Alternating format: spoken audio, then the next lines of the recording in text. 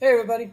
Today we're going to talk about the Kligler's iron auger, or what we simply call the Kia slant or the KIA slant, which is just a media that we're going to be using for our lab. Now, the Kligler's iron auger is a combinational differential medium that is generally used to look at differences and characteristics of different types of gram-negative enterobacteria.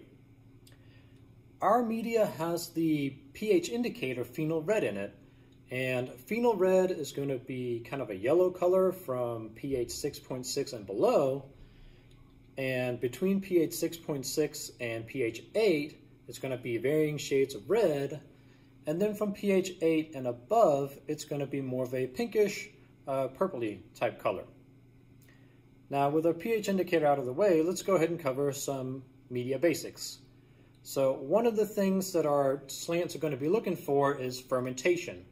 And specifically here, we're going to be looking for fermentation of things like glucose and lactose. And kind of a big key with our medium here is that it's going to have 10 times as much lactose as it's going to have glucose in it. And basically with our pH indicator, again, our tube starts out this kind of red color. And if any of our organisms are able to break down either one of those sugars or carbohydrates, it will create acidic byproducts that will lower the pH of the medium, turning it yellow.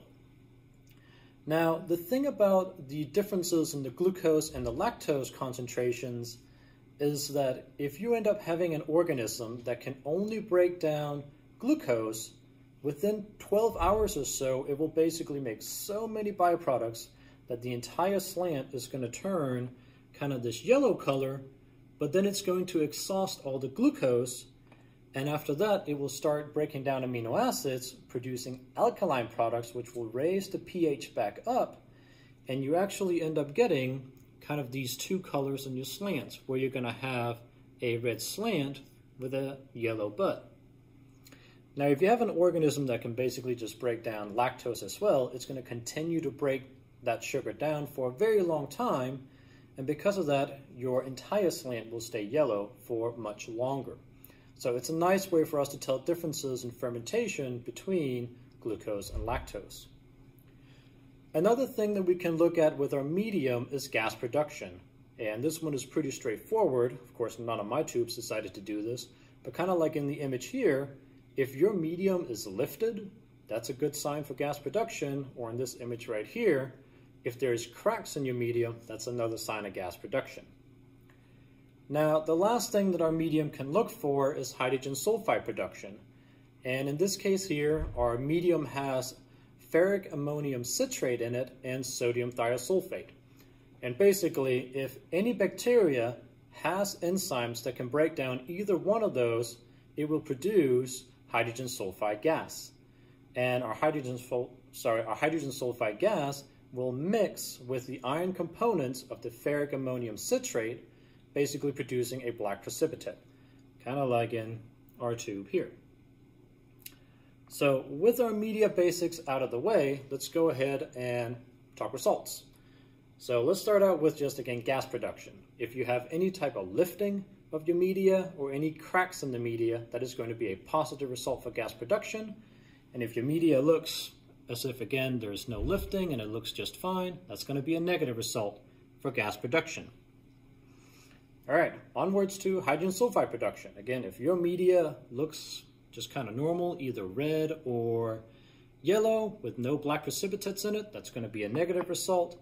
And if you have black precipitates in it, that's going to be a positive result. All right, lastly, let's talk about the fermentation scoring.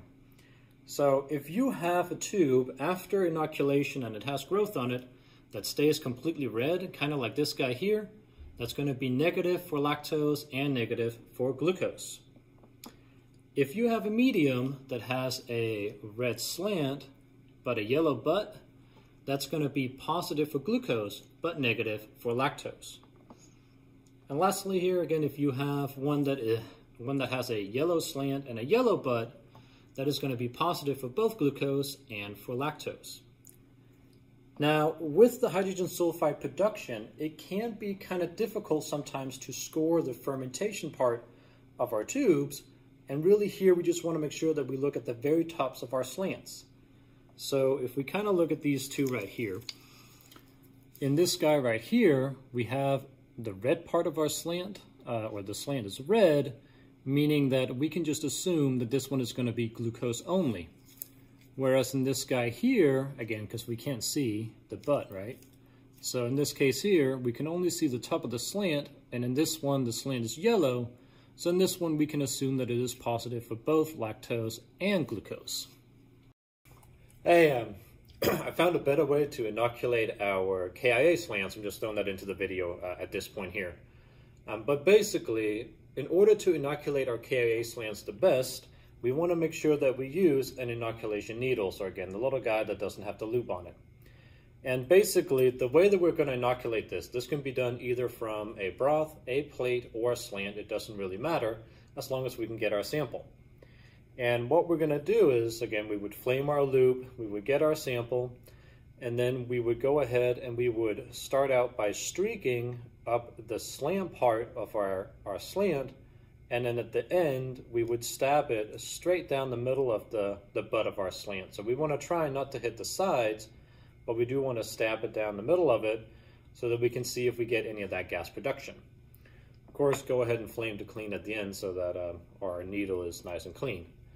But really, that should cover what we need to know for the KIA slant.